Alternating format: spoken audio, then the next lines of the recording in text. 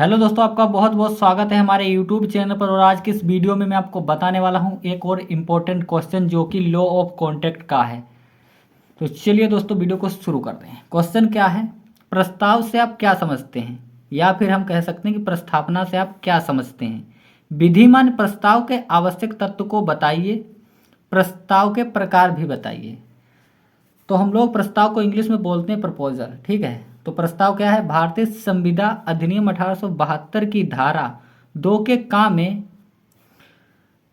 प्रस्ताव अथवा प्रस्थापना को परिभाषित किया है। इस धारा के अनुसार जबकि एक व्यक्ति किसी व्यक्ति से किसी बात को करने या करने से प्रवृत्त रहने की अपनी रजामंदी किसी अन्य को इस दृष्टि से संज्ञापित करता है कि ऐसे कार्य के प्रति उस अन्य की अनुमति प्राप्त करे, तब उसे प्रस्थापना कहते हैं। ठीक है दोस्तों, इसके बाद कुछ इसके आवश्यक तत्व भी मैं आपको बता देता हूँ। प्रस्ताव का संसूचित किया जाना आवश्यक है। प्रस्ताव विधिक संबंध उत्पन्न करने के आशय से किया गया हो, ठीक है। नंबर 3, प्रस्ताव निश्चित होना चाहिए। चलिए इसको डिटेल में आपको बताते हैं दोस्तों। देखिए दोस्तों, प्रस्ताव का संसूचित किया जाना आवश्यक है। प्रस्ताव को संसूचित किया जाना आवश्यक है, परंतु आवश्यक नहीं है कि वह सदैव व्यक्त या स्पष्ट शब्दों में ही हो, या विवक्षित भी हो सकता है।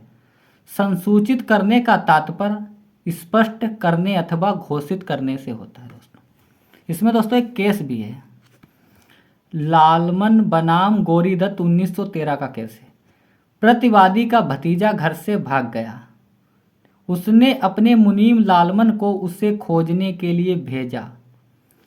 प्रतिवादी ने घोषणा की कि भतीजे को खोज के लाने वाले को वो 501 रुपये का क्या करेगा, इनाम दे रुपये पुरस्कार देगा। मुनीम ने भतीजे को खोज के लाने के बाद बात दावा किया, यानी बात उन्होंने दायर किया। तो कोर्ट ने क्या कहा?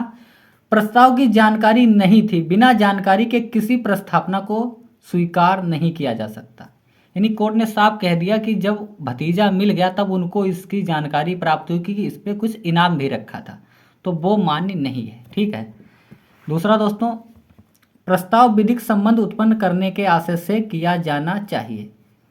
वैध संबंध सृजित करने के आशय से किया गया हो, दूसरे पक्षकार की सहमति प्राप्त करने के आशय से किया गया हो, सम्मत या सहमति प्राप्त करने के आशय से किया गया हो।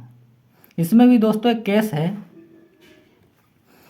बाफलर बनाम बाफलर 1919 का केस।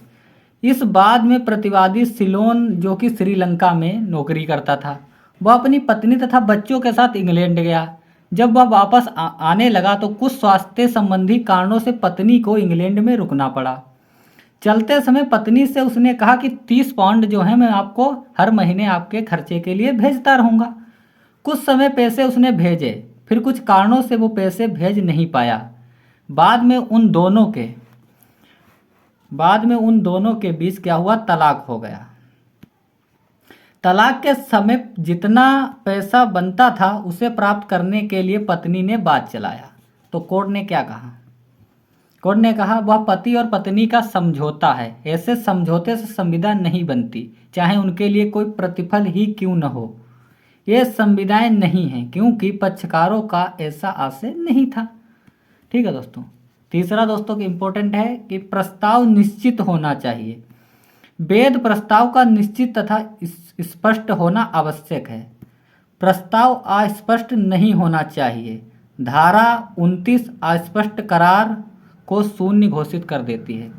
अगर कोई प्रस्ताव अगर अस्पष्ट है तो क्या करेगा दोस्तों? वो शून्य घोषित हो जाएगा, ठीक है। यानी प्रस्ताव कितने प्रकार के हो सकते हैं, आपके एग्जाम में आ सकता है।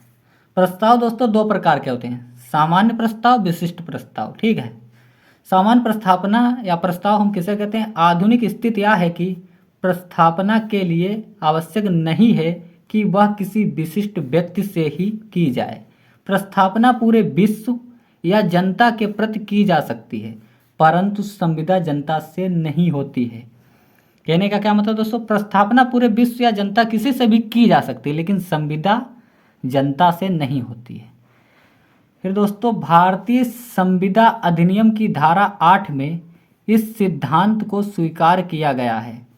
किसी प्रस्थापना की शर्तों का पालन या व्यतिकारी वचन के लिए जो प्रतिफल किसी प्रस्तावना के साथ पेश किया गया हो उसका प्रतिग्रहण उस प्रस्तावना का प्रतिग्रहण है। इलाहाबाद उच्च न्यायालय ने इस सिद्धांत को हरभजन लाल बनाम हरचरण लाल 1925 के बाद में इसे लागू किया है। ठीक है दोस्तों, विशिष्ट प्रस्तावना क्या है? जब कोई प्रस्ताव किसी विशिष्ट व्यक्ति या व्यक्तियों के समूह को दिया जाता है तो उसे विशिष्ट प्रस्तावना कहते हैं दोस्तों। तो दोस्तों उम्मीद करता हूँ आपको वीडियो अच्छी लगी हो। वीडियो अच्छी लगी हो तो लाइक और शेयर जरूर करिएगा।